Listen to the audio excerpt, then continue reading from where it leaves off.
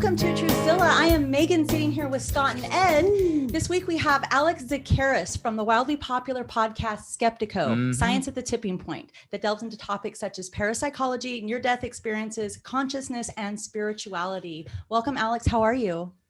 I'm doing great. Thanks for that introduction, Megan. I'm excited to talk to you guys today. Yeah, definitely. It's pretty Very cool. excited. Very cool. So, so Alex, we started chatting a little bit before this, and you were saying that let's jump into this, man. You put together this amazing little, what do you want to call it, like a survey, questionnaire, kind of just to get to know you, icebreaker type of thing.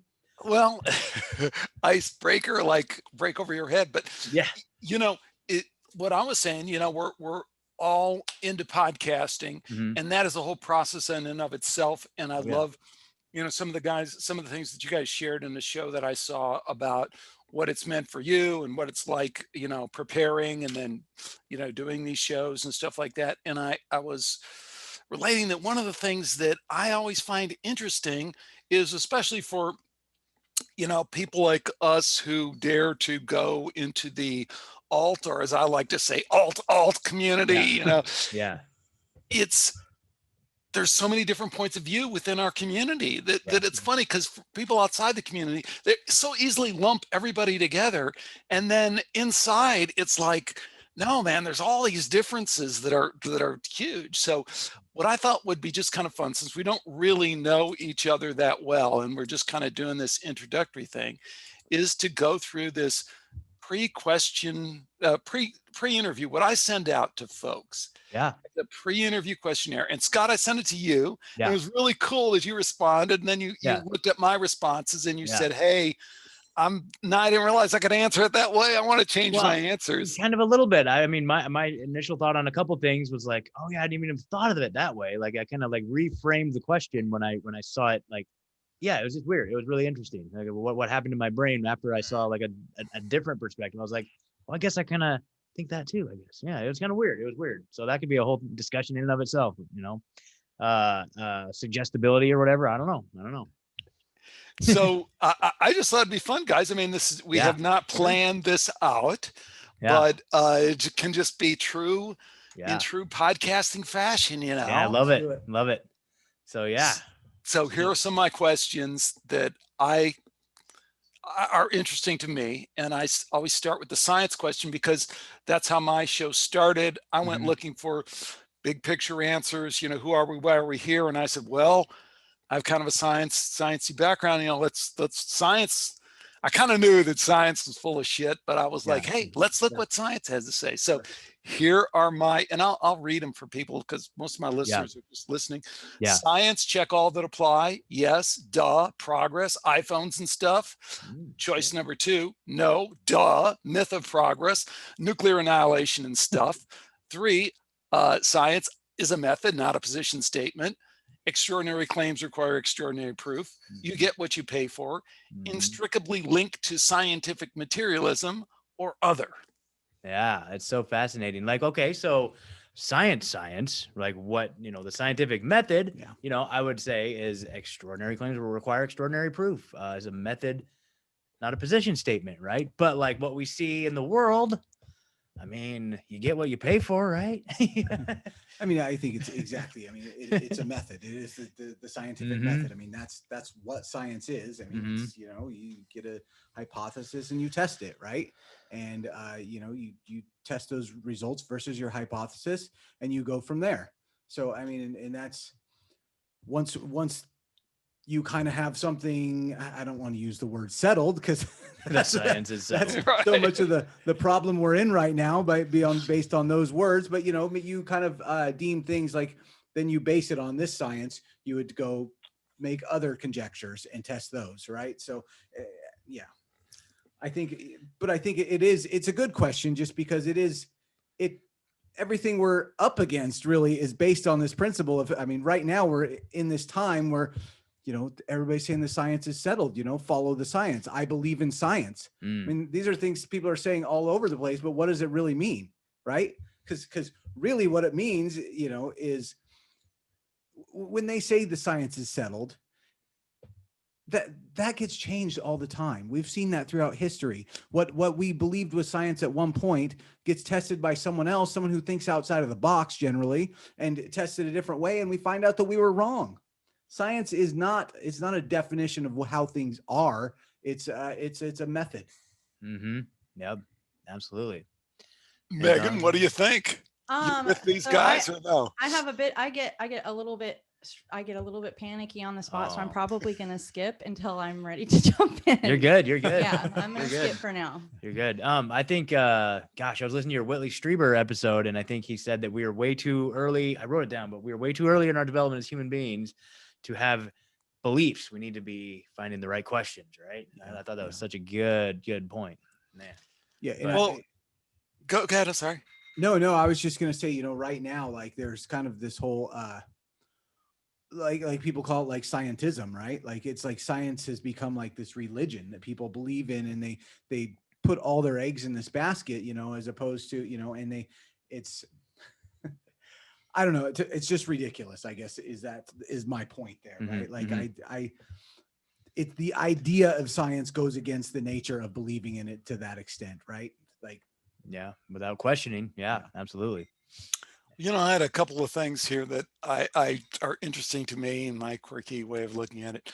One is that it took me a while to really dig into this, but this extraordinary claims require extraordinary proof is really counter to the idea of science, if you really think about it.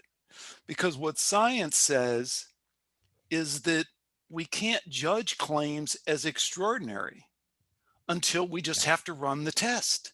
Everything, the extraordinary biases, it says that there's this meta-knowledge above things that, as you were alluding to, science is settled. We already know. Science is known, nothing's settled.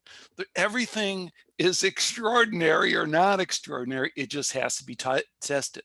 Who would deem extraordinary proof to be extraordinary proof?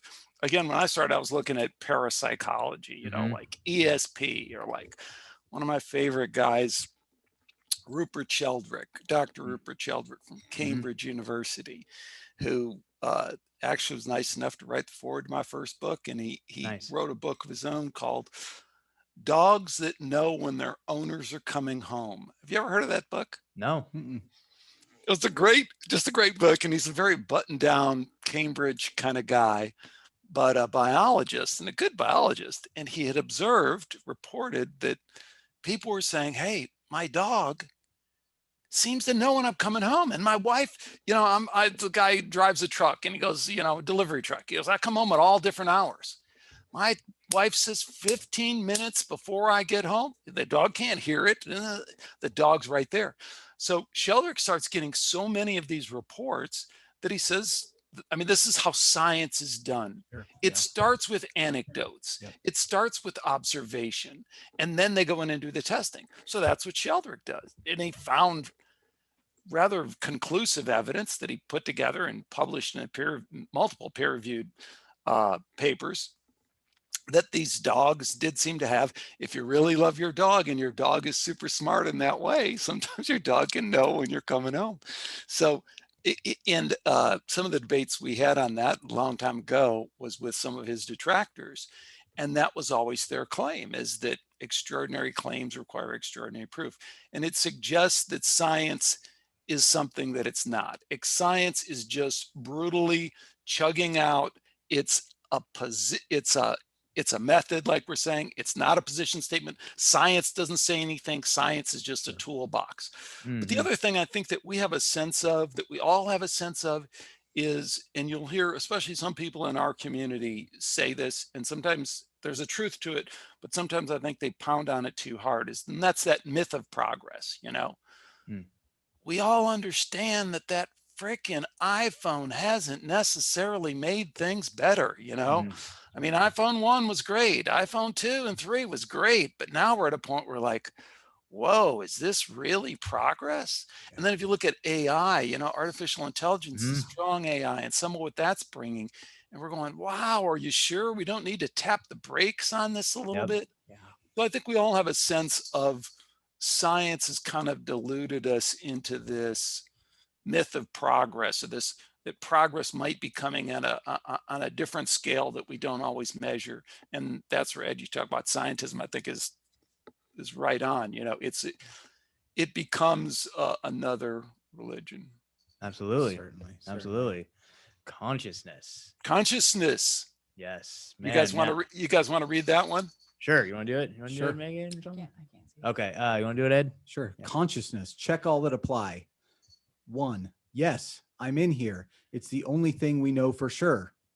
2. Mind is an Epiphenomenon? epiphenomenon Yeah. of brain activity. 3. Consciousness is an illusion. Daniel Dennett. 4. Consciousness is probably nothing. Neil deGrasse Tyson. 5. A social construct. Sam Harris. 7. Did I skip 6? There's no numbers on Yeah. If God is dead, the only philosophical question is suicide. Albert Camus. Consciousness is fundamental. We are in consciousness. Do you mean the hard problem of consciousness?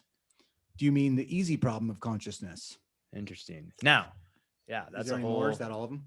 Yeah, that's all of them. Let me go first on this one, because this is kind of my thing. Totally. And this is Consciousness. awesome, because this is something I really was hoping to get into with you a little bit, because it's kind of, I've done a lot of looking into like the artificial intelligence and like, you know, all the different containment problems and all that, easy problem, hard problem. So this is something that really fascinates me too, and how it relates to consciousness. So I'm really excited to get into that with you.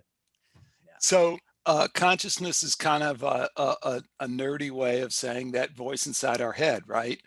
But it turns out to be kind of the fundamental question in all this stuff. When we're talking about scientism and we're talking about this idea that, you know, science can answer everything, the roadblock really comes down to consciousness and this question of whether you are just a product of your brain or whether you're something more. And what science, this is like, guys, you know, this is what made me a conspiracy guy.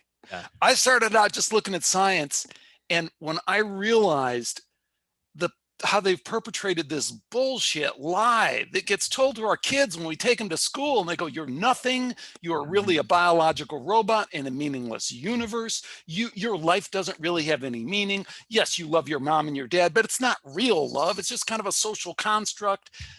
What they're really doing is dividing you from their spirit, from your spirituality, but they're layering it on top with this whole thing that says, no, this is proven facts. And it is, because you are an epiphenomenon of brain activity. So they use really fancy words like that. So you think, oh, yeah, they really must know what they're talking about. And the thing is that every scientific experiment we've ever done since the old double slit experiment way back in the day, which is really a consciousness experiment, that's what that is, has verified over and over again that consciousness is real, that consciousness is not an illusion. Neil deGrasse Tyson, you know, the kind of main spokesman for science as we know it, consciousness is probably nothing. This is like one of the most stupid, absurd things that anyone would ever say. Yeah. There isn't a culture on the world at this time or in any time frame we can look at that would believe this, that ever they would roll on the ground laughing if you said that there's nothing to everything that we are. And, you know, even philosophically, philosophers all through the ages have pointed out that really the only thing that you can ever know is that you're in here. Like, I don't know if you guys are robots. You could be. Maybe you're AI. Could be. Absolutely. Yeah. The only thing I can know is that I'm in here. So the fact that these nitwits who were putting up on the highest altar of science are perpetrating this, like I spent 5 years just being angry and pounding on all those atheistic scientists in their babble until I realized, fuck, the reason they're doing it is part of the conspiracy.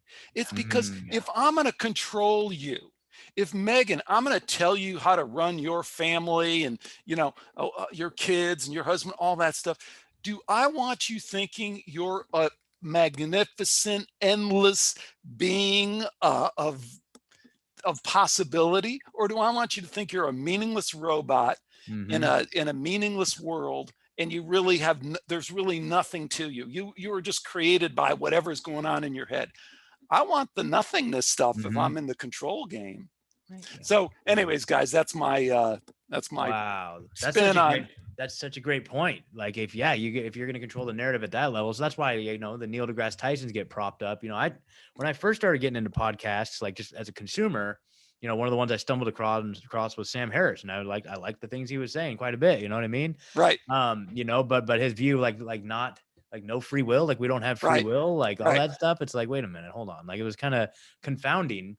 I have to give him credit though. That's where he turned me on to author named Max Tegmark, from I think MIT, who wrote a book called Life 3.0. Have you ever read that or heard of it? I've heard of it, but I haven't read it. What'd you take out of that? It's great. It's so amazing. Like it starts off as like just a kind of a fictional account of like what would have like a scenario as if AI, like our actual, general AI were to come online.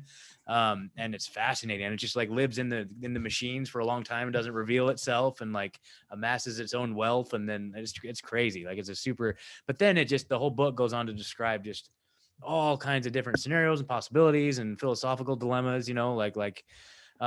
the containment problem, the alignment problem, and all these things. And it's just like, whoa. So it's a great book. I thought it was fascinating, but, I don't know. And that's just that's the core of that question there is like, the hard problem being like, if we can figure out like the biological, physiological things that in our brains that create consciousness, right? Am I right? Isn't that kind of what it is? Like what is the physiological components of our brain that create consciousness? If we can replicate that theoretically, we could artificially create it, but I don't know. See, I think a lot of that's transhumanism bullshit that they've spun into something it's very interesting. And it's not that there aren't real questions there and good ideas, but I always think the hard problem of consciousness is so interesting because it's another trap.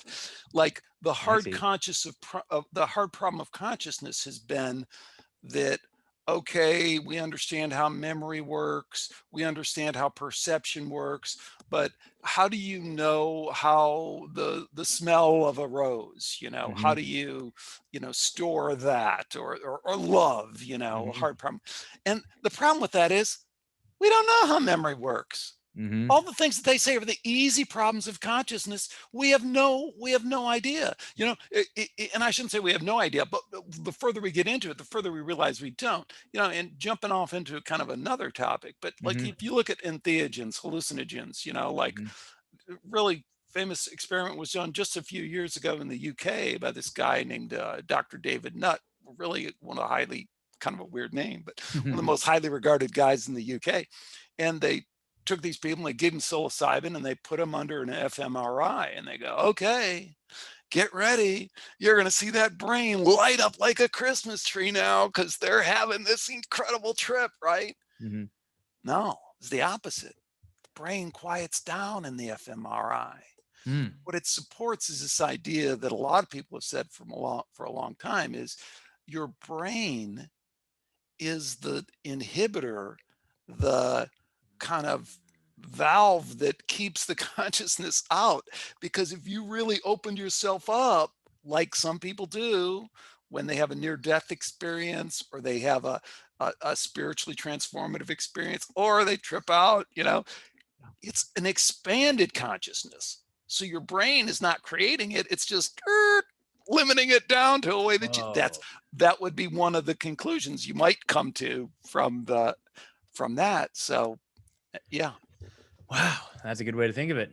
And I've liked everything you guys have said on this topic, but I think coming at it from a little bit different of an angle, I feel like myself, I came from a place where I wasn't ever atheist, but I was more,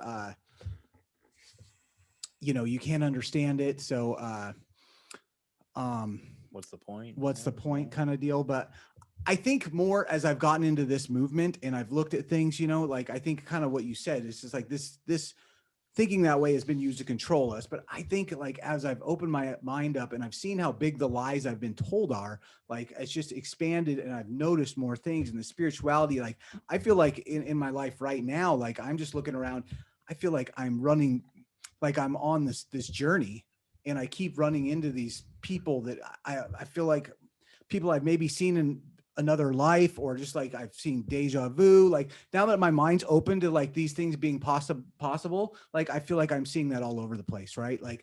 And I'm so I believe there's just something more. Maybe we can't explain it, and it just, and that's just got to be okay, right? When you bring up like the hallucinogens too, like, and I have this one experience, right? It's like my one like experience that I knew for a fact happened, but I could never explain it. I went out and did some LSD with a bunch of people. We were out in the woods, and just at the peak of this thing, it was the middle of the summer, and this just huge storm came over us, and it just poured rain on us. And I knew at that moment that the energy that we were creating was tied to that. Like these things were connected, right? And I've never been able to explain it, but I know there's more than we understand. And like I said, we've been lied to at a level that, I think they don't want us to understand that. And I'm not saying that they have it figured out, but at the same time, I'm open, and I'm open to see these coincidences and recognize them at this point, Totally. Well, I fully think that we're consciousness or spiritual beings, however anyone wants to look at that, inside of meat suits. And I think that everything that we've seen throughout the history of the world has been, the powers that be trying to corrupt and pervert us from the knowledge of that, the hardening of our pineal glands, and, trying to keep us distracted with low vibrational energy, alcohol, drugs, sex, one partner after the next, there's pornography everywhere you look. And it's just to keep us distracted and thinking that is the higher way to go. Because it's like you say, if human beings really became aware of what we are and the implications of what that is, it turns everything on its head. And they certainly don't want, when you go down the conspiracy rabbit holes, to me, this is clear evidence of them constantly turning humanity from the things that would be their higher selves, their higher purpose, the ability to tap into our own consciousness. I break it down even for like, divine masculine, divine feminine, the things that we do to utilize and bloom in the gifts of the suits that we have based on the consciousness that we are. And it puts that consciousness into a physical place for us to be able to, thrive and interact with others. So, really, really shortly, I guess that's what I would say. That's what I believe. Well said. Absolutely. I got a bunch of thoughts that spring to mind there, but I'm going to hold up because I think we're going to get there the same way. So, okay, Megan, you want to read the next one? Oh geez, well I don't have my glasses on and I can't. Oh, okay. I hate sometimes when I have to read, I have to do the little old lady squint, and I don't like anyone to see me doing that. So I'm gonna ask somebody else to read, only because otherwise I'm very squinty. Go ahead. Okay, Scott, you're gonna go for it. Okay, I'll go for it. Yeah. So we got skepticism. Check all that applies. So skepticism is a part of science. Skepticism implies meta knowledge and is counter to science. Skepticism, don't be so open-minded that your head falls out. Inquiry to perpetuate doubt is a good thing, and don't be a chump. Or other. Anyone want to take a stab at that? Yeah, skepticism. I like skepticism is a part of science. That's for me. Like I think, when I think of the scientific method, you're putting out your hypothesis, then you're trying to disprove it. Really. Like that's the idea of what you're trying to do. So I think, any science, whether it's been proven or whatnot, we should always be skeptical, because it is, like I said earlier, I think it's these outside of the box thinkers that come up with ideas that change everything, right? And advance technology or whatever it is. So that's my opinion. Totally. I like the one, don't be so open-minded that your head falls out. I think that's great. Like Sunday school, right? Yeah. I love being open-minded, and like these days, like Ed was just saying, man, like I'm pretty much open to anything, man. Like these, so many doors have been opened, and I've questioned so many things and found completely different answers than what I guess I was originally told. And so, I have to. That's part of this curiosity that keeps us going is the open-mindedness piece of it. I totally believe it's part of science. You have to have that. Implies meta knowledge and is counter to science. I guess, I don't know. I'm not sure. I guess I don't know. I would need clarification. What do you mean by that one? See, that's where I was kind of leading you. These are like trick questions. Yeah. Hey, look out. I got some trick questions in here. Yeah. So one of the things I learned along the way is that the skeptical people, they've owned that, they've taken that word and they've convinced us that it's a part of science. No, it's not a freaking part of science. I mean, let's say you're a really good scientist and you think vaccines cause harm to children, right? That's what you think. Do you have to be skeptical of that? No. You just have to run really, really good randomized control trials over and over again. And then you have to replicate them. And then you have to get other people to replicate them. And you have to be fair and honest about interpreting the results. You don't have to be skeptical. You can be a cheerleader. You can be a hater. It doesn't matter. The good science, the method, it all should wash out. This idea that they've planted that you got to be skeptical and you're not skeptical and why aren't you bullshit. Good science fixes all of that just by following the method.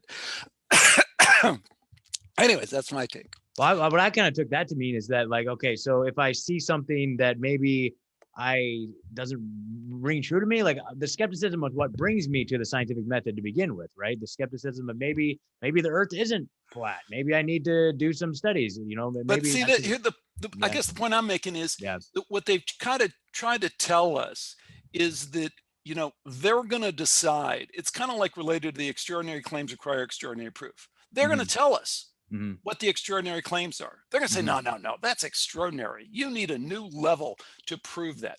No, science just says, no, everyone's on the same level. You have to do good work. You have to achieve, if it's statistical, you have to achieve this statistical significance. You have to do peer review because peer review isn't perfect, but peer review matters. I interviewed the skeptic Michael Shermer, and he tried to tell me peer review is a red herring because he didn't like the near-death experience research that consistently shows that consciousness survives bodily death. So what does the skeptic do when he doesn't like the data? He says, oh, well, peer review is a red herring. Extraordinary claims require extraordinary proof. And the same thing, they say, hey, you want me to be skeptical, don't you? I said, no, it doesn't matter. You want to be the biggest cheerleader in the world for flat earth? I don't care. Prove it. You want to be a flat earth denier? You still have to prove it one way or another. It's not about this idea that you have to be skeptical per se. You just have to do good science. And maybe I would expand on that though, that I think there's a lot of I don't know if bad science is the way of putting it, but there's a lot of science that's been directed that we're looking at. I mean, totally right. The vaccine example, I mean, go try to get a study of aluminum in vaccines right now. Go get one funded. Can't get it done. Right. So there are a couple guys that are working on this stuff, but they're very niche, on the edges and not have to get funding. They're not getting it from the normal sources. Right. So don't be surprised if they end up dead, dude. Yeah. So, and well, absolutely. That's true too. There's a whole history of that. But I mean, I guess if I'm going to drive this point into the ground, Ed, I'd say, what do they say about quote unquote the anti-vaxxers? They say you should be skeptical of that. You should be very skeptical of that. And they tie it to this idea that, well, that's an extraordinary idea. It's an extraordinary idea. It requires extraordinary proof. Sure. And I think what you're saying, and I've just heard a couple of your shows, but I heard like one of the studies you brought forward and you got, look, the guy goes through his study. He's followed all the right procedures. He's published in a peer-reviewed journal and they're still shooting it down. See, that's kind of to my point. Yeah. They're telling you, well, you have to be skeptical. And we got to say, no, we just have to be scientific. Sure. And if it's good science, it stands on its own. Yeah. And then we look at some of the junk science that's been done, and we have to be able to pull that apart too and say, you know what, that science fails because of this, and this. But and not that science is the answer, because it's obviously not. But we're going to need good science going forward, because where they've taken it is next frickin' level in terms of, I'm just putting together a show on masks, Yeah. and I mean, I just, Awesome, man.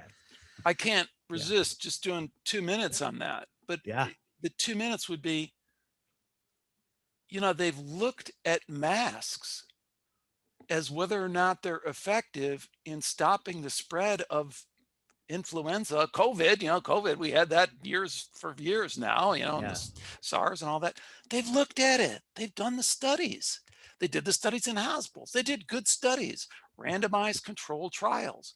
And what they found over and over again was that it doesn't really make a difference if you wear a mask or not. Now, and then, I always point out to people, it's like, well, how could that be? It's like, doesn't a mask stop you? It's like, hey, when you were 4 years old, your mom told you, cover your mouth when you cough. That was good. That was good advice. If you're sick and you go to cough or sneeze, cover your mouth so you don't spread it. But that doesn't answer the question of whether it's good health policy for the whole public. Because here's one possibility, right? Maybe most people, when they're sick, they already cover their mouth. So maybe masks aren't necessary. I'm not saying that's true. Don't get me wrong.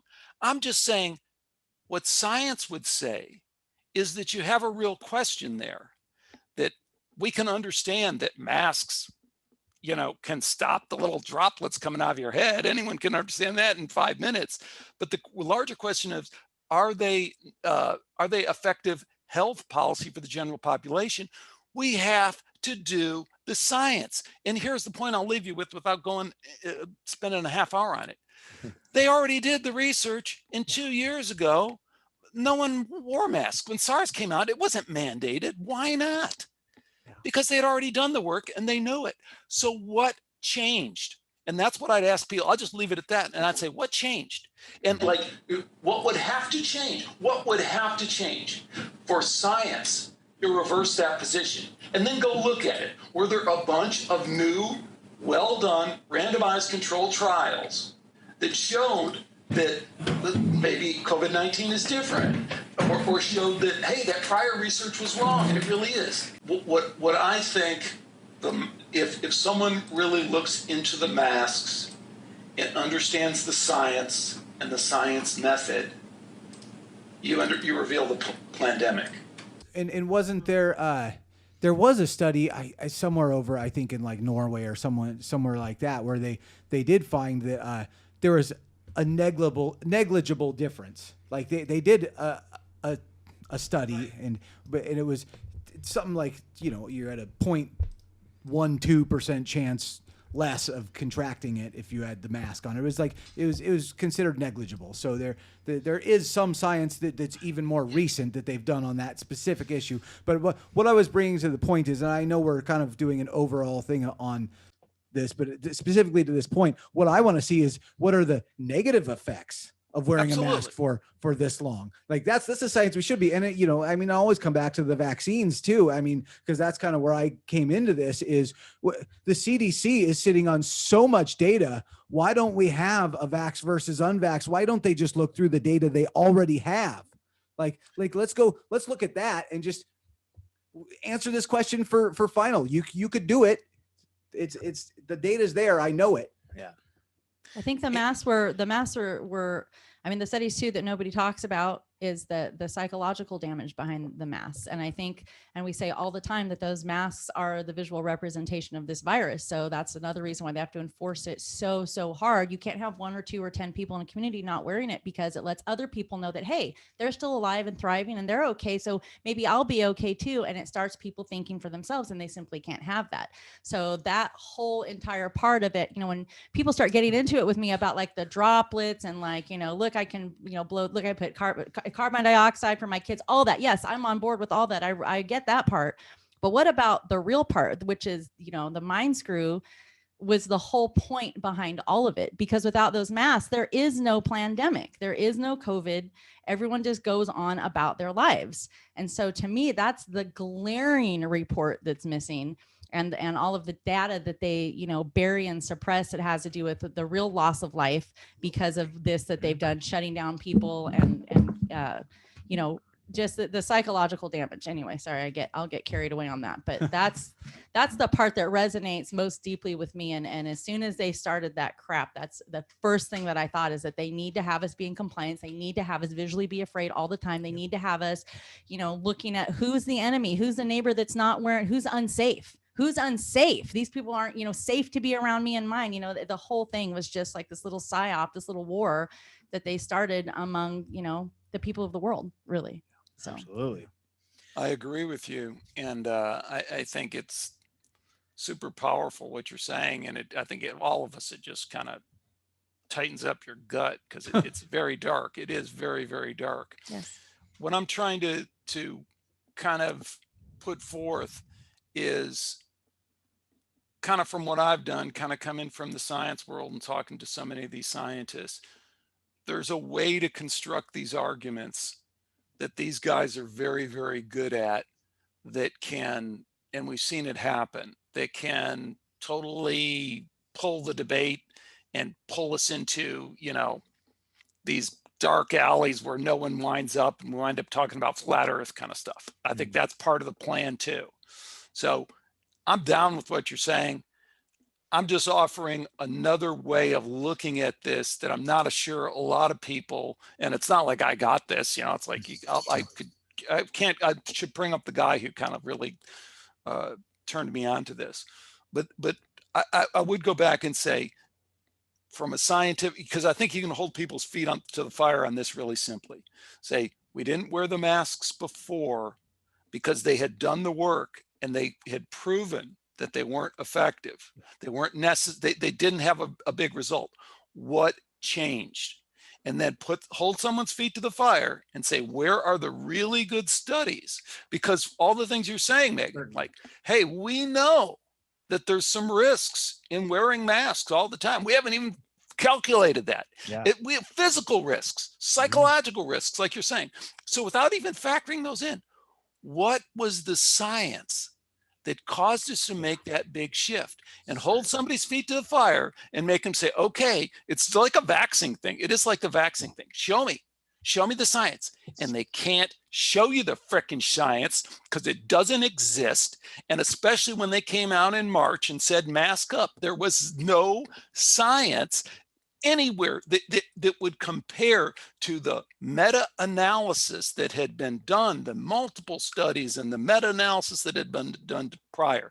And that's one where you can score a mark and hold somebody's feet to the fire and say, yeah, well, we didn't have the mask right now. Where is the science for that? Yeah, but don't masks work? They thought, yeah, sure, okay, masks work, but where's the science? Because we didn't use them. Why do we need them now? Anyway. No, that's true, man. We can get lost on this one forever. Just our friend Ricky Barandas, Ripple Effect podcast, just had Dr. David E. Martin on the other night. The guy from the Pandemic movie, and he's like putting it out there just as a challenge, saying like, I'm putting my credibility online. Anyone fact checkers want to come up and debate me on this issue? Like, there's not a single study that proves viral transmission from one person to another with like there's no study that doesn't exist, and I'll go toe to toe with anybody in the world. Bring it. And it's like, all right, cool, hell yeah. So right on. Yeah. Anyway, so you're right. Yeah, that's encouraging. Spirituality. Whoa. What do you Ed, think? you're up. All right, spirituality. Check all that apply. Yes. Who am I? Why am I here? No, I am a biological robot in a meaningless universe. Deal with it. Maybe I'm agnostic. No, really. I'm really, really agnostic. IDK. I don't know. I don't care. Yeah. Okay. It only matters if you believe it. That's not a question.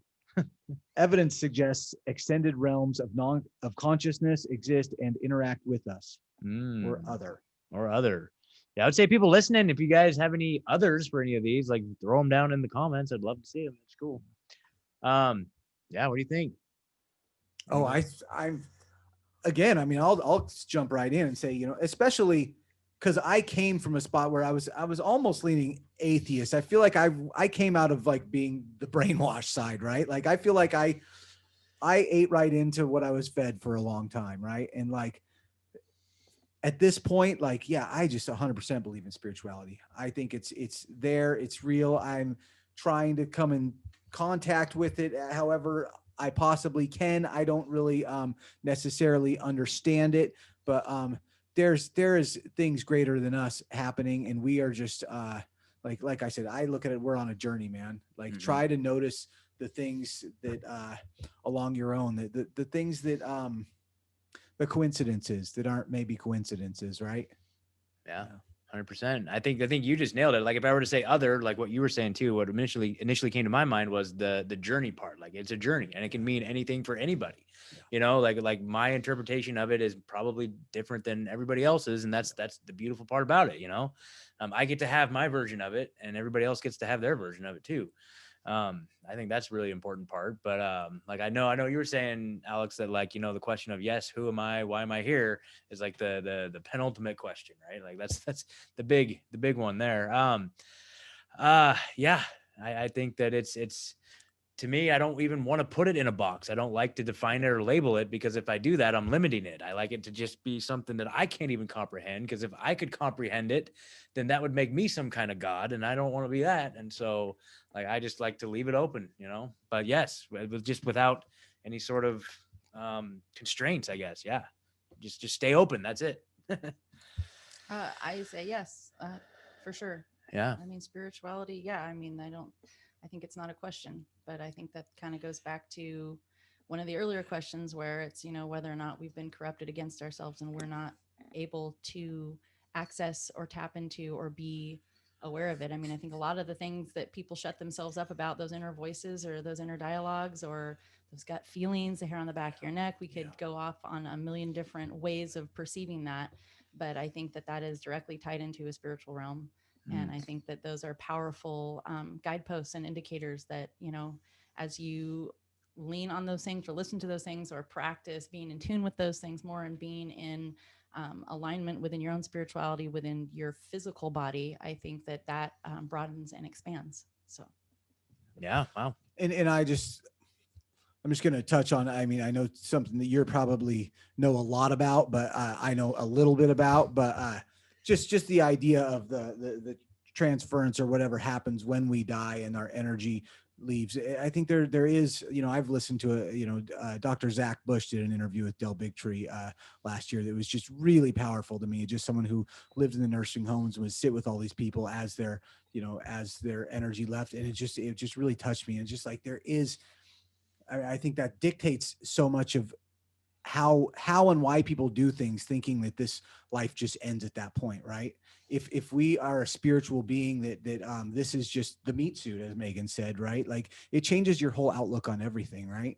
And I think that's really important. And I'm honestly, I'm like how I've seen and viewed things have like changed so much, even maybe just this year, really, you know, just seeing what's been perpetrated, this lie that's been perpetrated against us, right? And just realizing like how big that lie is, and just all the coincidence, like I use the word coincidences, but like I think they're a lot more than that, right? Like that this is they're like almost they're guideposts for me, right? They're things I'm supposed to see to make the next right steps in my life, you know, and I'm just recognizing that more and more. So yeah, as far as just like coincidences, I think of it the same way, like kind of like mile markers. Like I might veer off throughout my day, but sometimes some synchronicity will occur or something will happen, and it'll be like, okay, for whatever else I've done, like in this particular split second, I'm right where I'm supposed to be. And sometimes they happen in like rapid succession. Like I think I had a few just today, you know, just weird.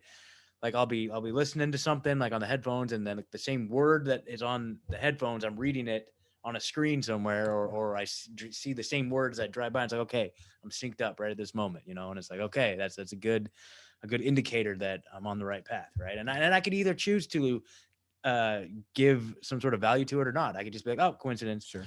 Or I can like choose to assign meaning to it and be like, okay, so there is something there.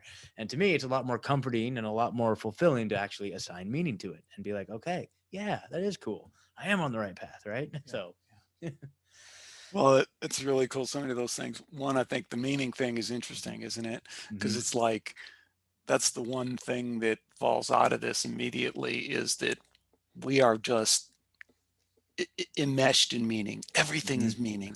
And it's, again, like we're talking about the perpetrated fraud, that meaningless, right? Like you talk to the astrophysicist, well, there's no meaning in the universe. Well, if there's no meaning in the universe, then I'm in the universe, then there can't be any meaning. And so they've taken it and they've inverted it, because the inversion is everything, like you guys are saying, man. Scott, Ed, you both said the same thing. Everything is meaningful. That's what you realize the more you get into it. I mean, I'm kind of wacky. I've been getting more into like just trees, like being outside and just going over and just touching the tree and just feeling the energy, and go, everything is meaningful. The other couple of things you said, Ed, I just wanted to touch on real quick, because I think they're really significant. I think we all kind of have a little bit of a sense that what they've done here is that they've kind of overplayed their hand a little bit, because in a way they've sparked this spirituality in all of us who are awake. And the least bit, we're like, hey, it's got to be more than this, because when we look into their eyes, they're so afraid. And the biggest thing they're afraid of is death. They're afraid of dying. The interview I have up on Skeptiko right now is with this terrific woman. I really like her, although I've battled with her many times. And her name is Leslie Kane. And Leslie, you guys know UFOs. Leslie wrote a super influential book about 10 years ago. UFOs, generals, pilots, and government officials go on the record. Very important book. And then she wrote a book, Surviving Death. And now Netflix has made a series out of her Surviving Death book. It's top 5 on Netflix. So not everything on Netflix is demonic, just 90%. But if you're on Netflix, check. It is an extraordinary series, 6-part series. Near-death experience, after-death communication, reincarnation, surviving death, and they did a fantastic job with it. And it's super science-based. Reincarnation. They got a University of Virginia, Dr. Jim Tucker. I've interviewed him on this show a couple of times. He's got the goods, man. It's overwhelming, the amount of scientific evidence. And what it all says is what Ed said, is you don't drop off the cliff. Something survives. That Megan's saying the same. We're all saying the same thing. We all realize it. But what we're up against is something that one completely denies that there's anything more to you on one hand. But the other thing it does is it has this little wink and a nod, like, well, there is something more, and it's evil, demonic. It's, do these horrible things because, hey, man, do what thou wilt is really the only thing that matters, kind of thing. That's the other ethos out there, right? So on one hand, we're told, come on down. It's you're meaningless and everything is meaningless. But then on the wink and the nod, it's kind of like, yeah, but Johnny Depp, West Memphis 3, all that kind of stuff too. So it's like, anyway. Totally. Yeah. Check out that show though. I think anyone who wants absolutely. I've seen it on there, but it's great. I'll read the next one. Extended consciousness. What? And then second is angels and demons are baloney. Third is astral travel, out-of-body experience, shamanic journeying. It's all baloney. After-death communication, dream yoga, ET, telepathy. It's all baloney. Next is, it's not baloney, but it's not what you think. Next is, we're trying to learn more about this, which is the agnostic easy way out for all this stuff. And then next is, we're discouraging anyone from learning anything more about this. What do you guys think? I find it interesting that on there you don't have one that says, heck yeah. Like, I mean, we're discouraging anyone from learning more. Oh yeah, that's kind of that. That's what jumped out at me. Interesting. I mean, absolutely. It's one of those things that it's like, like with ghosts, right? Or anything really paranormal. It's like, until I see it or until I can see it with my own 2 eyes or feel it for myself, then I can't put any belief in it, right? But it's like, I don't know. I don't know. There's See, I would say but- just but- like my one experience that I already shared here falls into this category to me, right? Yeah. Like they're like this idea of this energy being connected, you know, to me down on earth with a whole bunch of people. Just like Yeah. what I would tell you is just like there is so much concentrated energy, and here we have this storm that blows in the middle of the summer. To me, that's like in here. I feel like there's people that have gone farther out. Like I can't explain any of this stuff, but I'm willing to entertain it, right? Absolutely. And that's what I was going to say too, is like my example I was using is like, if I can't see it or touch it, then I don't believe it. I was saying that that's an easy way to check yourself out and not, put any thought or effort into maybe exploring this. But for me, I'm like, yes, let's do it. After death, dream yoga, telepathy, man, 100%. And let's not forget that, you know, it was a psychic that told David Icke that he was going to go out and, change the world with what he was going to be preaching way ahead of his time. Right. So like, I think there is something there. There is something people are able to tap into that we don't maybe understand, but some people have gotten closer to it. Right. I mean, and there's the whole thing with the DMT realm and stuff like that. Yeah. Right. There's like all these different like ideas out there. And, you know, I mean, sure, I'm sure there's some like baloney shit in there too, but like at the same time, I think there's some reality in there too. Right. Mhm. Like I don't think any of that's not baloney. I think all of that's real. Mhm. And I always go back the whole angels, demon things.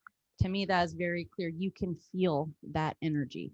It is a palpable, real energy. You can see it in people's eyes. You can perceive it in circumstances around you. If you are at all aware or awake, you can see that. So to me, that is a certainty. As far as astral travel, out of body experience, I think absolutely, yeah, absolutely. And I do think that has to do with the fact that we are, again, for me, that we're this, spiritual, soulful being inside of this meat suit, and we can only perceive what we can through this, but we actually exist in a spiritual environment. Everything is spiritual going on around us. It's spiritual warfare all the time. There's good, there's bad. What people are doing from this terrestrial or, human conscious plane to seek other dimensions of that, or try to reach out or tap into the other dimensions. I mean, I've certainly talked to people who've experienced like astral travel and out of body experiences and have zero doubts hearing them explain to me and knowing what I know and perceiving what I do, that did not happen for them. So I'm not saying anybody can just do it. And I don't think everyone's meant to do everything. It's like with medicine or food or anything else, you don't blanket one thing for all of humanity. But I definitely think that is a thing, and it intrigues me deeply. So Well, you can have one size fits all vaccines, like the same dose for, indeed. for Oh, a of course. 600-pound man and an infant baby. It's the same one size fits all. How could I forget? Good science. You know, one thing, Megan, I for the last year, I've been really interested in angels and angel stories, and I'm spiritually kind of a dense guy. I don't have any really extraordinary experiences. Some dreams occasionally, some lucid dreams. Like my son was like, from the time he was 8, he was telling me about his lucid dreams. And I was like, I didn't even know what a lucid dream was until, my own son kind of told me it. But anyways, I kind of digress. So I started looking on YouTube, and anyone can do this. There's this old, it's kind of churchy, but it's great stories, angel stories with real people. And these people tell these encounters that they had. And you look at these people and that they're like a whole family, and they'll tell the story and they're not lying. And it's like truly no other way to explain it other than they encountered. We don't know what it is, but we'll call it an angel. The other thing I wanted to mention about you, Ed, is, dude, what you're talking about there is like classic shamanic shit. Like, and you mentioned David Icke. I don't know if you know his story, but I interviewed him, and he told this story about he feels, he has that kind of psychotic break on British TV, like back in the 80s or whatever, that everyone remembers and calls him on. He goes, I had a break, but he's driving in Peru, and he's getting these messages, like, and the message says, pull over. And he has the guy pull over, and he walks up this hill, and he stands on this hill. And he said, it's the clearest blue sky in the world. And he said, within 10 minutes, this one cloud just emerges, and it forms, and it comes right over him, and it just rains, the hardest rain, right on top of him. and then it leaves.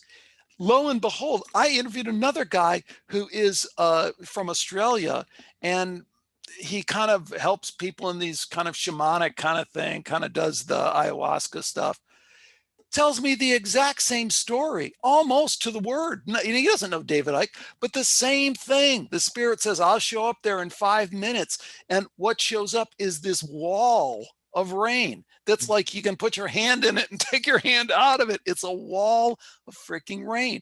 And he talks to the shaman. The shaman go, yeah, that's like common story, dude. So, I mean, I don't know, just to investigate that on your own, but I think there's something to that, maybe.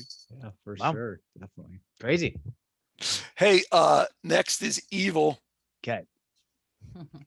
Let's see. You want to read it, Ed? Sure. Evil, a social construct. I know it when I see it. Satanic stuff.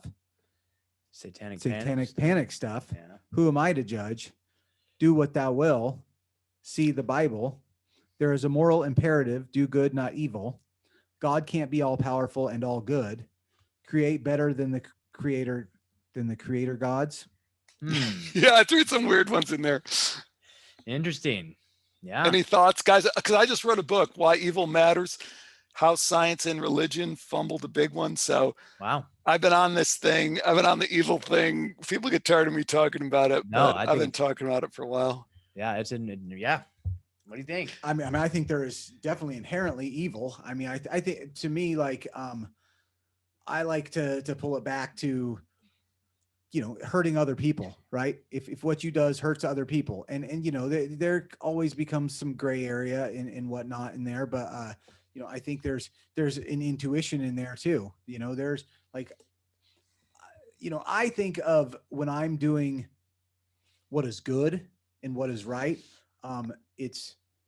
I'm trying to help others, right? Like that is, and I've always kind of thought that's kind of the secret of life, right? Like the secret to life is like to bring real joy and happiness to yourself is to help others.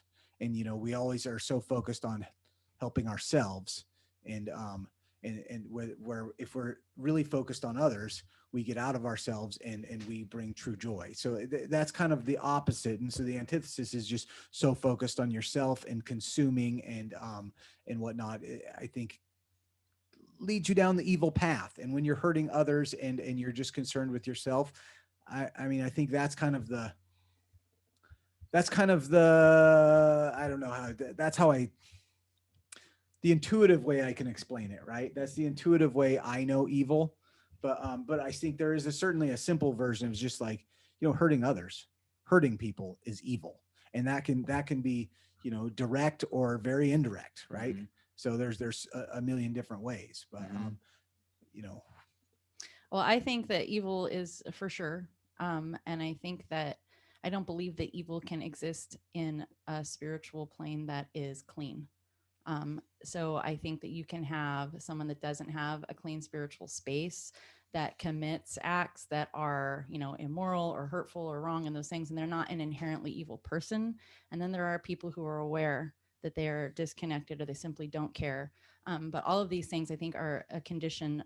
These are spiritual conditions. Again, I believe that we live, in these fleshy suits in a spiritual realm. And so what we have there is, to my belief system, and the things that I've seen and experienced, that there's good and there's evil, or I would say there's clean and there's not clean. And so, a lot of that evil carries with it a very, very distinct energy.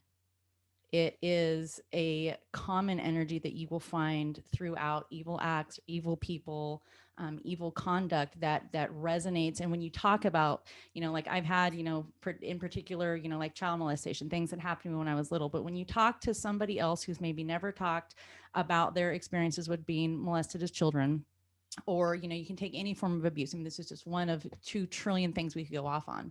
But the experiences and the things that happen, the kind of interactions and exchange that happens in those circumstances is the same across the board, because that degree of evil energy carries with it, whether it's in Italy or in the US or in China, it doesn't matter. That is an evil energy. It comes from an evil spirit. And there's all different sorts of those spirits that carry that evilness. And so, like I say, I think that, there's this misperception, I think, about, if somebody does something wrong, it makes them an evil person. Well, that's not what evil is. Evil isn't the act in and of itself, but it is the condition of somebody's true nature. And I don't also believe, I think that you can have somebody who's maybe a little bit asleep and have, done things throughout their lives that aren't the best, and have, I guess, become an evil outcome in somebody's life, or a bad outcome in somebody's life, and have that still not be a seed of evil. Those are things that can be healed. But I think that, again, that you cannot have something clean existing within a true evil entity. And so their being, evil doesn't heal. Evil is what it is. It doesn't dissipate. It doesn't water down. It doesn't get replaced. It is. And so that's what I see. That's what I believe. You're going to make me go after that? Oh yeah. my God. At least I didn't wait to go last this time. No, that's great. Man, I don't know. I think you said there's so many good things there. I think it is. It's just an energy and a force that exists, and it fluctuates, and maybe it shows up to different degrees in different places and different people, but maybe it's like a constant energy, maybe kind of like consciousness, or maybe kind of ebbs and flow. I mean, I just don't know. I think a lot of the stuff that's on the list here, I know it when I see it, is an interesting one, because I think part of the nature of it is maybe to disguise itself to where you don't necessarily see it and when it's coming, I agree. There's a moral imperative: do good, no, not evil. That's a good philosophy to if you're trying to live a good life. But then there's people maybe who have fully given themselves to the dark side, right? And then they thrive and feel like that's the energy that suits them more. And I just I can't relate to that. Who am I to judge? Interesting. Yeah. I mean, I agree with Ed too. I just I feel.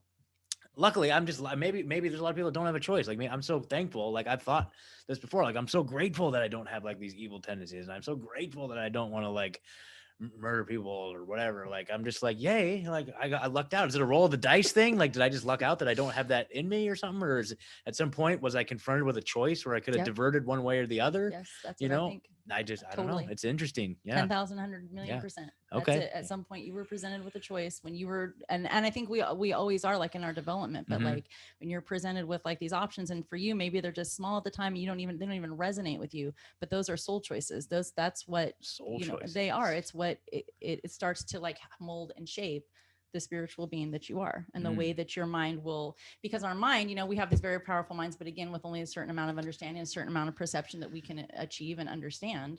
But sorry to interrupt you. No, that was it. I love that. Soul choices, man. I had to name that episode right there. Yeah. Soul choice. Because it's true. I mean, I knew somebody very, very closely who, it was same thing where, and that's the nature of evil, right? Because nobody wants that around, but evil can't thrive on its own. Evil doesn't drink off of its own energy. Evil drinks off of clean.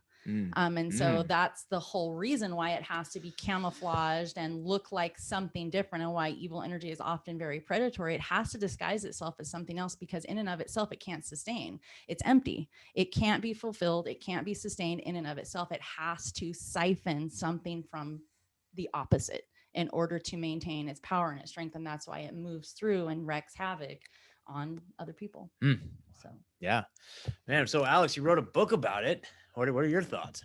I think you guys totally nailed it. I mean, in terms of what I think, the one thing that I'd kind of add or throw out as a question to you, Megan, is I just think what you said is super profound, and it was really meaningful to me. I've heard some people also talk about darkness versus evil, and I think that can be helpful too, because darkness is that force that's undeniable and doesn't change, and then evil is our interaction with it. But my understanding and my belief from what I've learned, and I want to hear what you say, is we are good. We are all good. Even those who we see who have made a bunch of bad choices and have gotten, I think I relate to what Scott said, have become they're only comfortable with the evil. They're only comfortable with that energy that moves through, and not in a really destructive way. You can always choose good. And one of the interviews that I did for my book that really changed me a lot was with a clinical psychologist named Tom Zinzer. And Tom worked with a lot of people in Grand Rapids, Michigan, and he worked with a number of people who had been victims of satanic ritual abuse from the time they were young kids. They were not even responsible for it. It's just even another woman, Annika Lucas, who was sold by her mother to a satanic ritual cult when she's 6 years old in Belgium. Part of the Dutroux case, which anyone can go and research if you have any doubts. But my takeaway from Tom Zinzer is you are good, because part of the evil trick is to make you think that, oh, that's just the way that it is, or that it's too far gone, or, you know, I've done so many bad things, or I've made a pact with some evil entity or something like that. You can always choose good. Because you are good. That's your nature. You can always choose good. And that doesn't mean that any of us know how it's all going to work out, but you can just choose good. You can look. The secret of the ascent is to always look up. That's my favorite quote. Wow. Yeah, for sure. That's amazing. Great. Love it. Whew. Sure. All right. Okay. No, then we're just going to move on. Hey, here, right up. Now we're hitting Yeah. Truthzilla zone. Yeah. Truthzilla zone, baby. Okay, you're reading. Okay, here we go. This category is conspiracy theory. And check all that apply. Yes. No. Sometimes the term conspiracy theory is a conspiracy. Quote, large scale conspiracies would quickly reveal themselves. What do all men with power want? More power. Quote from the Oracle and the Matrix. Conspiracy theories, according to the Washington Post, are more dangerous than ever. The next one is, it's not what you think, and usually the best starting point. Or other. So I would just say yes. I would say, you know, I know this is the one that really stood out to me. So usually the best starting point was one I did not select, and I noticed you did. And then that's one of the ones that got me thinking, like, oh yeah, maybe, okay, yeah. I mean, obviously a lot of my deep dives have always started with like, dude, did you know the lady that runs the Amber Alert was in prison in Haiti for child sex trafficking and Clinton busted her out of jail? Oh, what? Oh no, hold on. And so then you look into that and it's like, oh wow, yeah, it is all true. Wow. So it is a great starting point. Yeah. More dangerous than ever. I just, you know, it's so scary. It's so scary how Dangerous to who? more dangerous to the establishment. Absolutely. I know. Yeah. It's yeah. not dangerous to, you know, oh humanity. God. Yeah. No, that's, I mean, that's scary to me. Like The term is such dangerous a foul fraud. It's such a bogus term that turns so many people off, which was the whole point, so that people can't be awakened to what they need to know and understand and hear. Yeah. Or when I tell people, hey, did you know Jeff Bezos, who like doubled or tripled his wealth over the last 9 months, owns the Washington Post? I mean, did you know that? They're like, no, that's conspiracy. No, dude.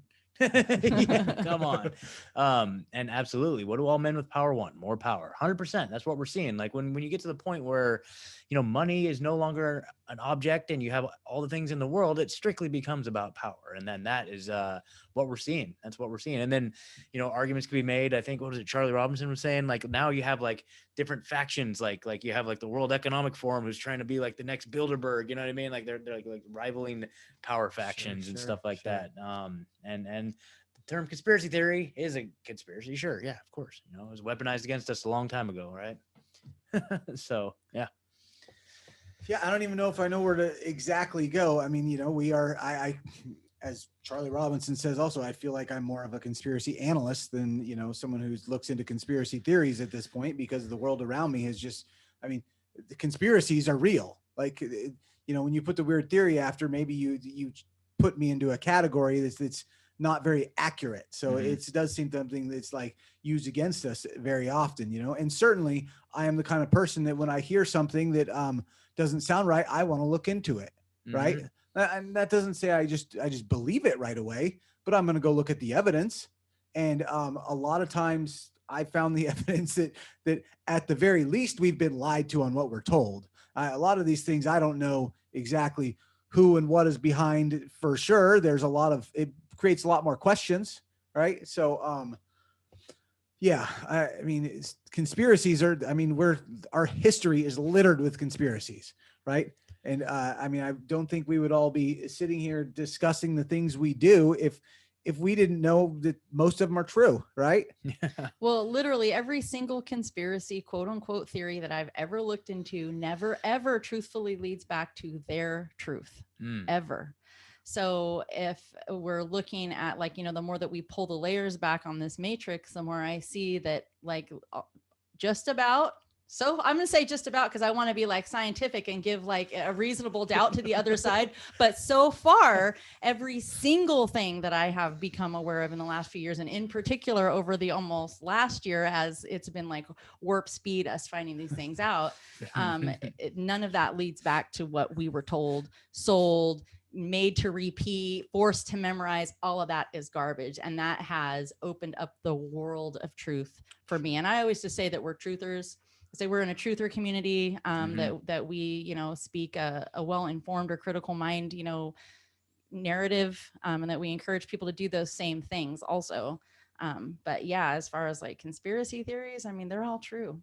They're all of them true. So I'm going to be fair and say I haven't looked at the flat earth thing, but in the back of my worried mind, I'm like, crap, I think that probably we're flat. I mean, if that ends up being like the same level of non-truth that we've come to everything else, then we're definitely on a flat earth. So. And I'm not ready to jump off onto that one, but what I'm ready to say is that like, I wouldn't be surprised if there's some lies within there, right? Like, I mean, I know like Sam talks about believing like the realm theory, right? Like, so, and I don't know, man. I don't know. I haven't looked into the information. What I know is there's things that I have taken for granted that were so true that I've learned there's such big lies behind that I want to question anything I'm taught anymore. Anything they taught me in school is worth questioning. Yeah.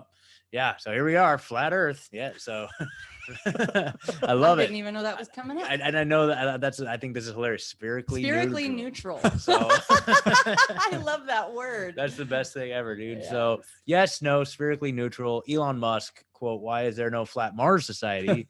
And suspicious. I mean, why is everyone talking about it like it's a real thing? So I don't know. Hey, so let me jump in on the flat earth one, because totally. It's kind of an interesting one for me right now, because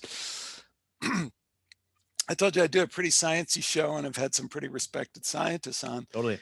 And out of the blue, a few years ago, I started getting inquiries from people that, when they do the fake thing, like, oh, I love your show, I listen to it all the time. And you can tell they've never listened to the show thing. And they go, you really ought to do a flat earth show. You really ought to interview this guy. I swear where I'm at right now is that this is a psyop to kind of infiltrate and divide the alternative community, the truther community, because of course flat earth is full of shit. Of course it's ridiculous. Of course it's absurd. Of course, if you talk about this with anyone and give it any legitimacy, anyone's going to think you're a wing nut, and they should, because there isn't anything to it scientifically. If I wanted to plant a meme that, the old Roman thing, when they say divide and conquer, that's really a mistranslation of the Latin. It's divide and rule. So it's like co-opting groups, dividing them into groups. Let's get people talking about flat earth. This is more controversial, and I don't know where you guys are. Let's get people talking about whether there is a COVID-19 virus. Now, I understand that viruses are very complex. They're not what we think they are. I've interviewed Dr. Henry Bauer, super respected guy, and he was cracking the HIV/AIDS thing a long time ago, saying it's not what you say. But the people who come out and say there's no virus, again, to me, that seems like a very calculated move to kind of immediately discredit a whole bunch of people. And what I always point out people too on the virus thing, just so I go off on another little sidetrack. It's all right. Go research the polio vaccine, right? Because you guys are on the vax thing and some of the terrible history of the polio vaccine. Totally. And how it was built off of, they cultured it in these monkey livers and got a whole bunch of other crap in there that they didn't see. But when they first brought out that vaccine, there was the same kind of thing. They were rushing it to market. And then there was this one scientist, this woman who had done work on testing the vaccine, and she said, vaccine's not safe. You know, I tested it on I did some animal tests and some other things. I'm not sure on this vaccine. So this one guy, Oshner, I'm pretty sure the name is Oshner. He is huge, still in, if you go down to New Orleans, there's all these medical centers. Oshner Medical Center is huge. He stepped forward and he said, because he had a big financial interest in the virus getting out there. I'm sorry, the vaccine, polio vaccine going forward. He said, it's safe. I tell you how safe it is. I'm going to bring up my 2 grandkids and I'm going to show you right on stage. I'm going to give them the vaccine and you're going to see that it's safe. Read this, people. This is history. This is not like, you can read this on Wikipedia, you know, the most phony baloney bullshit thing, but it's that much of a confirmed history. He vaccinates the 2 kids. One of them dies within 24 hours, and the other one is severely handicapped within 48 hours. His 2 grandkids. So what that tells me is 2 things. One, we should wonder about vaccine safety. We should be a little bit, which is that you're. But the second thing is anyone who doesn't think that viruses are real and that if you're injected with a virus or you can get overloaded with a virus and that it can cause severe health problems, including death. I mean, this idea, and David Icke, he's kind of, put this idea out there, and I really kind of called him on it gently because I love David Icke. Yeah. But I gently kind of called him on that. I said, David, you don't really believe that there's no such thing as, COVID-19. I mean, it's more of a mind trip to think that whole thing was just nothing than don't we know at this point? See, now I got to shut that down because that's like a 2-hour discussion. I know we're a lot of gonna people have a little bit of a discussion on this one because I did listen to your interview with Dr. Tom Cowan, who I am a big fan of. So, and that was a pretty short interview. So, and I think, I got a lot of crap for that interview, and I'll tell you the story behind it. But go ahead, tell me what you think. No, I guess I think you didn't get past to where Dr. Tom Cowan explains himself a little bit more, and I don't think. I guess the idea that the virus is the problem is the issue, right? Because the virus is the way your body excretes the toxin, is his argument, right? And so so what is the toxin, right? And he breaks that down pretty well. I've listened to him in several different times, and I think there's something there. What I think is if you go back through the history, and this ties in with what's his name, the PCR guy. Oh, Kerry Mullis. Like he questioned the person. What's that? The test, right? Well, yeah, but he also he got, when he got his Nobel Award or whatever, he got to go to a dinner with all these people, and I listened to Dr. Tom Cowan tell the story, and he just believed that it was, I think it was about the AIDS virus, that the AIDS virus, the HIV virus caused the AIDS. And he went up to the guy who got the Nobel Award for that and said, oh, great, I finally get to meet you, so now can you show me actually how this works? And there was actually no science to prove that actually, this was the cause of this. And I'm not saying, I don't think it comes down to the simple thing of like, there's not something out there spreading through people, right? I just think that maybe our understanding that the virus is the piece, and I think that Western medicine does this a lot. And I've heard Dr. Tom Cowan use this analogy, right? Like this is one of the problems we have with Western medicine. Like you get a sliver, your body creates pus around the sliver to expel the sliver, right? Western medicine comes in and kills the pus, right? So you don't have the problem, but really the problem's still there. Symptom management. Yeah. So it's the symptom management, but it's not even it's not just, symptom management, because you're actually killing your body's way of dealing with the problem, right? See, but here's the thing. I mean, I'm down with the whole terrain versus germ theory thing that those guys are pitching. I'm totally down with that. And I did a whole show on that, and that was super complimentary and stuff like that. Tom, I'm not down with Tom at all. and I don't like his vibe, and I don't like the way he misrepresents things and leaves the wrong impression. So if he wants to find this subtle line between what you're saying, which is we don't fully understand viruses, we don't understand the relationship between virus and disease and all that, I'm down with that. But like the big point that sent me off on him, and it was mainly because Matt Belair, who was, I had spent 2 months with Matt trying to show him how ridiculous there is no such thing. These guys are saying there's no such thing as viruses at all, that they don't have anything to do with causing disease. And my thing is always just to go back to the Ochsner story and say, no, you can inject someone with the virus and they can die. You can weaponize a virus and you can kill people. You can weaponize a virus and you can give people cancer. This suggests that this relationship we have in our body, and I'm not a medical guy, I don't know this shit for shit, I don't. But the fact it's so plainly obvious that it is complex. But to perpetuate and I'm guessing what I would stop you at, and this is another thing I've listened to Dr. Tom Cowan explain, is that they've tried many times to take a virus out of one person and to put it into another person and have it infect them, and they weren't able to just do it just like that. That they have actually had to do all this other extra crap to like put it in a monkey's brain. And I will misquote it, but I've listened to him explain it. But like it's not, they haven't been able to just take a syringe from one patient and put it into another and it infects them. And that's his whole basis of his entire argument. So, and I do think he differs from Dr.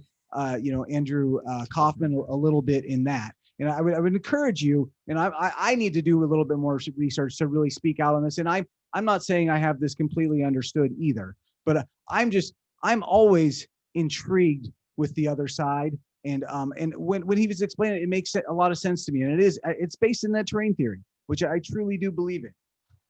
Yeah, but it's not, I mean, clearly, it's not an all or nothing on the terrain theory. Yeah. It's like, doesn't it seem obvious to all of us? And I don't want to say obvious because then all this stuff that seems obvious isn't obvious. But here are the things that I struggle with is that, you know what? I think I have a pretty damn good immune system. I know because I do a lot of good, healthy things, and I never get sick. I just never get sick because I have a good immune system, right? So that is terrain theory in action. I get that. Certainly. But I would not go and line up to get shot with the Ebola virus that some guy has weaponized in some lab in Russia. I wouldn't jump out to do that. And like I said, there's too many examples that we know of where the stuff leaks out, where they have weaponized it and they have released it. So I don't know what he's saying about where you can't take it from one and give it to another. Again, I don't have complete knowledge on that. Sure. But the thing that I kind of, it pissed me off when we talked, and it was, I could have definitely handled the interview better. It's like, not my finest moment by any stretch. And I've never cut off somebody like that. He's the first 400 shows, but too bad. Yeah. But here's the other thing is that I said, look, here's the guy in like when the virus to be isolated, right? He was all, no one's isolated the virus. The virus has never been isolated. And I said, here's the guy in Saskatchewan who says he's isolated the virus. And I took it from a personal standpoint. I go, okay, imagine you're that guy and you get up in Saskatchewan this morning and you go grab your cup of coffee and kiss your wife goodbye and say, bye, honey, I'm off to perpetuate the biggest medical fraud in history. Oh, but I'm joined by all these other colleagues around the world independently who are, the guy's a virologist. You could go look at pictures of the guy spent 10 years in the deserts of Sudan working with viruses in camels and looking how the viruses spread to humans, right? He's a virologist because viruses are real. And these people in the desert in Sudan, they have a problem because the camels get the virus and then the people get the virus. So if for Colin to be not talking out of his ass, none of that's all fake. There's no viruses in the camels that ever spread to the people because there's no viruses and no one ever gets sick. And then he never came back to his lab in Saskatchewan and isolated the virus, which he said that he did. And how would you ever have a vaccine if you didn't isolate a virus? So we can debate whether the vaccine is healthy or this and that, but they can measure the damn vaccine as to whether it generates antibodies and all the rest of that. I mean, no one's claiming that it's all just completely false, unless maybe that's what time is. But that story just doesn't fucking add up. Go look at the pictures. I just think there's another theory, and I really think that you just didn't get there with him. I really do feel that. I really feel you just didn't get to his explanation, because I mean, there's different ways of looking at what causes what, and that's what this comes down to. And I wish I had all of, you know, I'm not the doctor and I'm not the scientist, but I've listened to him speak a lot, and I think there's a lot more to it. It just, he didn't get him on. Yeah. I'm happy to come on and talk to him again, and I'll be much nicer, but I'll also be more well prepared too, because the part that set me off is I showed him the pictures of the guy in Saskatchewan who claims that he isolated the virus, and he said no, he hasn't. And that, for him to say that, it just set me off, because it's flat earth bullshit.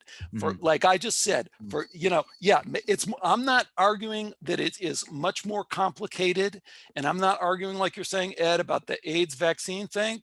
The numbers don't add up, and that HIV causes AIDS. I get that, but the idea that there isn't a virus doesn't add up either. I mean, these virologists are not just, you know, twiddling their thumbs all day. Yeah, totally. Yeah. I think we should move on from this one. Hey, let's talk about Pizzagate. What do you know? Yeah, I think we should. I think we should. And we could talk Pizzagate, because we ought to wrap it up. We've been going a long time. Yeah, I left a lot of good ones. Yeah, there's a lot of good stuff on here, man. Yeah, dude. And I'll give you the link if anyone who's listening ever wants to look at this. I'm happy. I'd love to see what you think. Totally. But religion, we have a question on religion. You know, it's good for social cohesion. It's the highest expression of humanity, and it's an unnecessary intermediary. That's my take on it. Yeah. Christianity, woven into the fabric of Western culture, path to transcendence. What Jesus told us, what Jesus told me. I'm down with anything Jesus tells you. I'm not down with what Jesus told us. Cultish, at least leaning on cultish principles. I'd agree with that. Near-death experience. I got 100 shows on near-death experience. If you want to do it. Yoga. I'm all about yoga. Hey. We're living in a simulation. ET. We're going to skip that one. Flat Earth. Pizza Gate. Oh God. Okay. Well, you know, I don't know. I honestly don't know what to think of it. Like, I think there's a lot to it. It's a very interesting thing. Like, James Alefantis is a weird dude, and there's a lot of strange stuff involved with that. But now that I'm seeing the whole, and okay, so here's the thing. Like, so for me with the Q thing, right? I was, and the first, like, when I think it was like 2017, like I first heard about it on a podcast, and I was like, what the hell is this? And I started looking at it. I'm like, oh, this is the greatest thing that has ever happened, Beavis.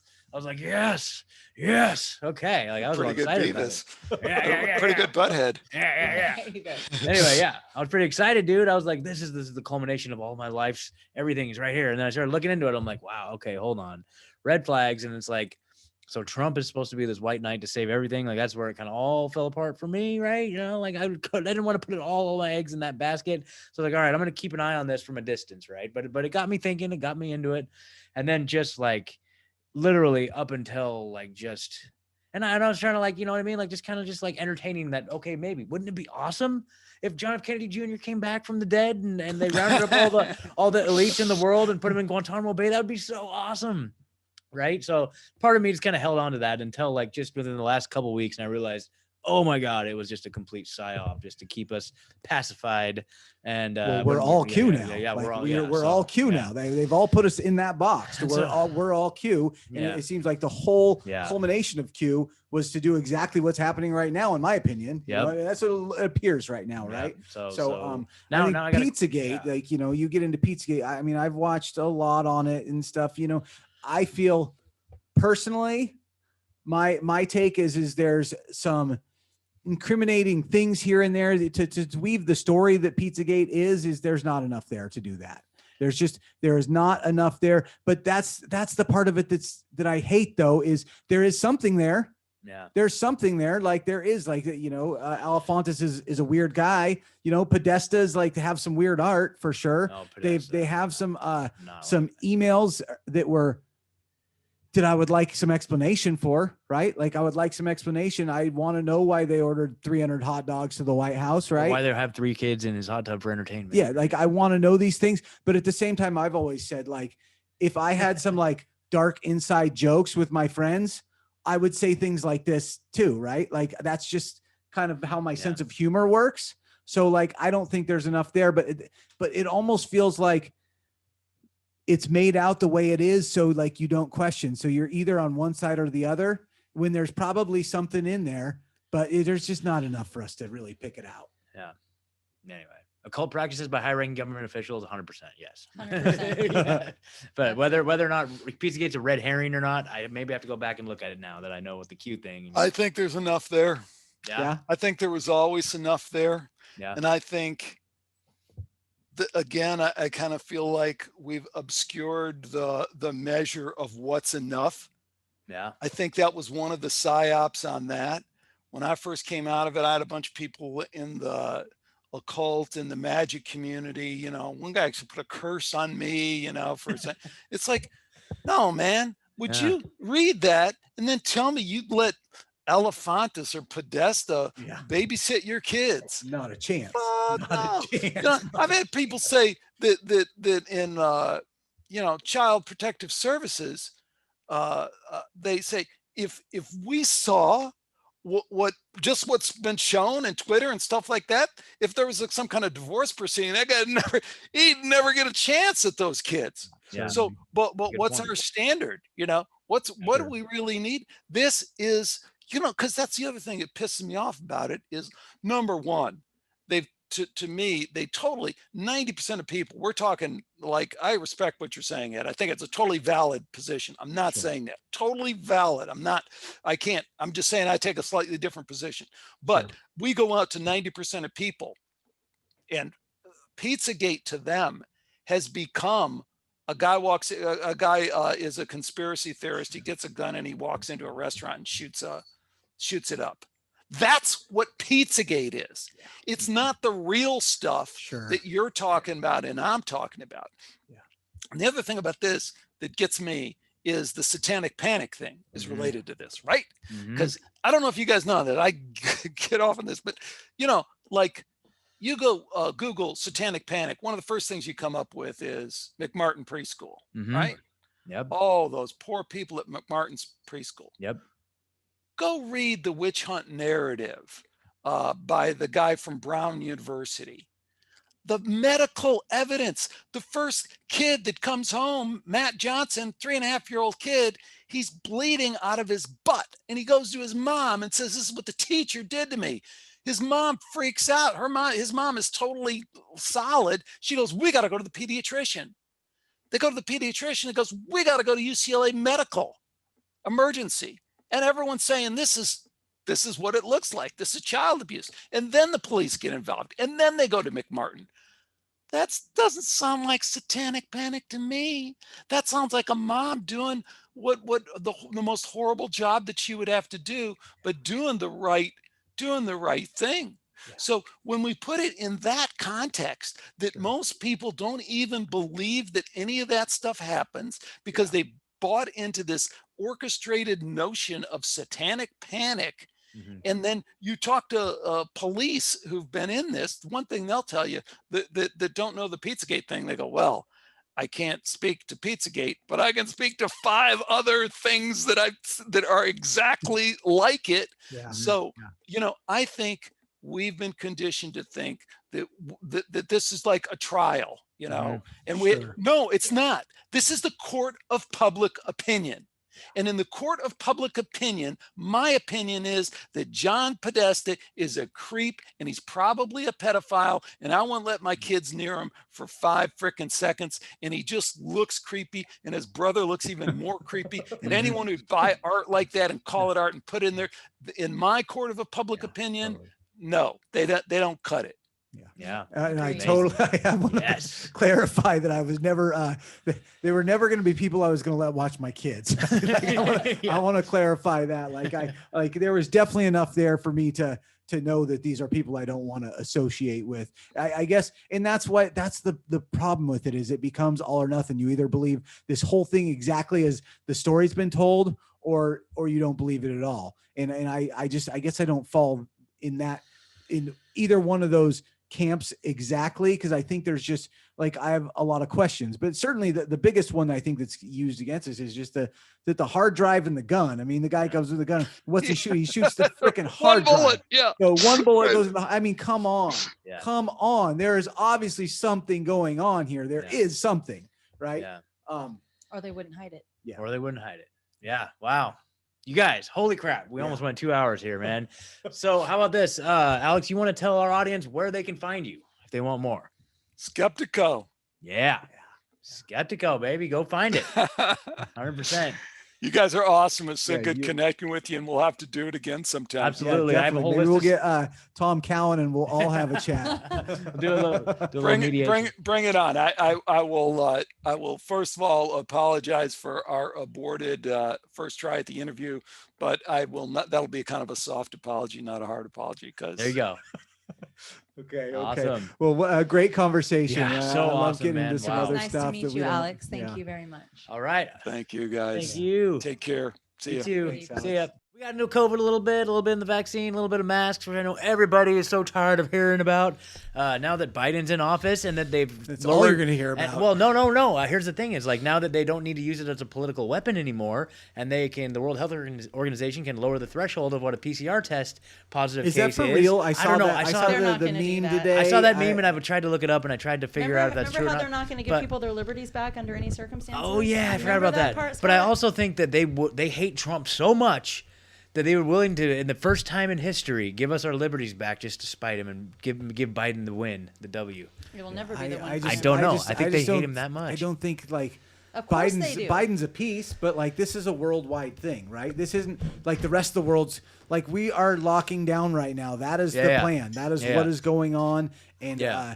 Biden is the perfect empty vessel to take the U.S. in that direction. Absolutely. Right? That's how I see it. Absolutely. So I feel like, but he would have to go back on what he's already said is that, we're going to mask for 100 days, right? Yeah, So- probably. So, Well, I I'm do not think that's, gonna fucking do it. well, Yeah. I know where we stand. I know I'm going to I'm find probably gonna end up every, in jail this next Yeah. round, but I mean, yeah. who in knows? the quarantine camp. I do think that, I look for every opportunity I can to be around as many like-minded people without a mask on every time. Yep. Like that is what fills my soul. Yep. Got another Freedom Cell meetup this weekend, baby. Yes, Woo! can't wait. Yeah, can't wait.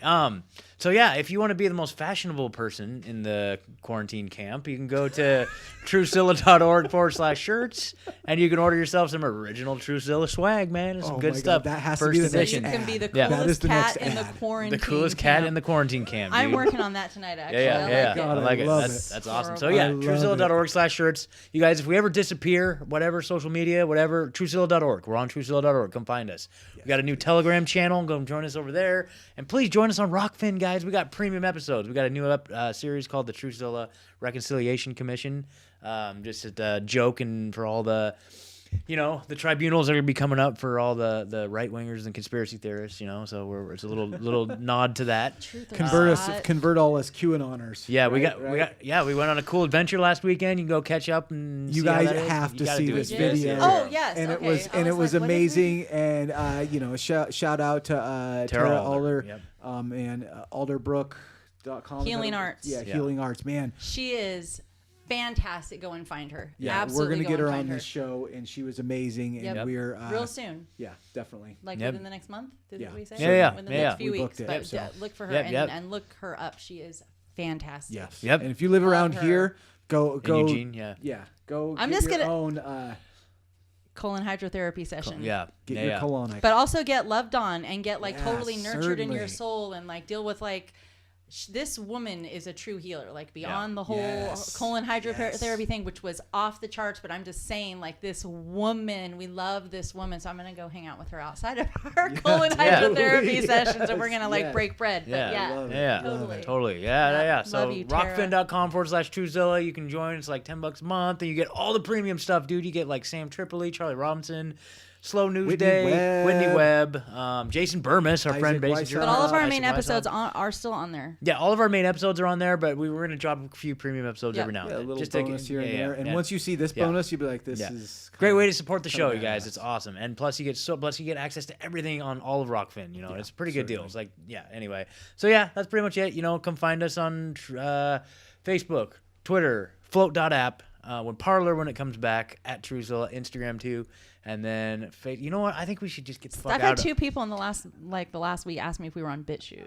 Yeah, well, I'm I mean, slowly we're uploading I on just there. want people to be It's encouraged. a pain in the but- ass. It's a pain in the ass to upload on BitChute, and I'm But trying we're to gonna archive. persevere. I'm trying to archive all our episodes, and so I think I'm like, I don't even know. I'm like maybe 15 episodes in. I kind of totally dropped the ball on that. Okay. but Been it's working on the coming. documentary, right? Yeah. Ooh, Ooh, the do you want to documentary's plug that in? No, Do- no, no, do- no, No, it it's is- too no, late. You no, already well, said no, it. no, We'll- that's a we'll teaser. talk about Teaser. it when Yeah. when it's ready. Yep, and so that's what we got going on, guys. Super excited, dude. Like Alex, dude, that was such an awesome conversation. Yeah, I'm definitely. so stoked that we got a little bit away from politics and COVID and got into some more deeper stuff. So, Spirituality, yeah. man. So cool. Love it.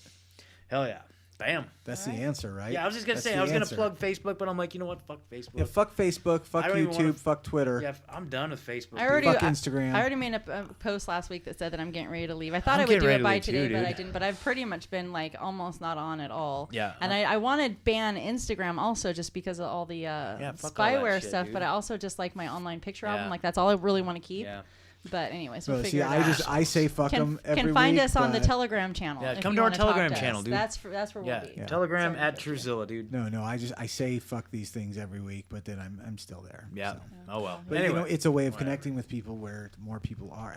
I don't want to promote it. So Listen, no, shut it's up, like man. we say Shut with our up. health. It's like we say with our health journey though too. Like nothing's overnight. Like breaking Yeah, away from the ways certainly. that we've done things and how we interact with people. Like it's a process. So we're working towards healthier ways. And we are on our health journey, you guys. We're gonna keep bringing you guys up to speed on where things are going, the direction, and I'm feeling real good about it. yeah.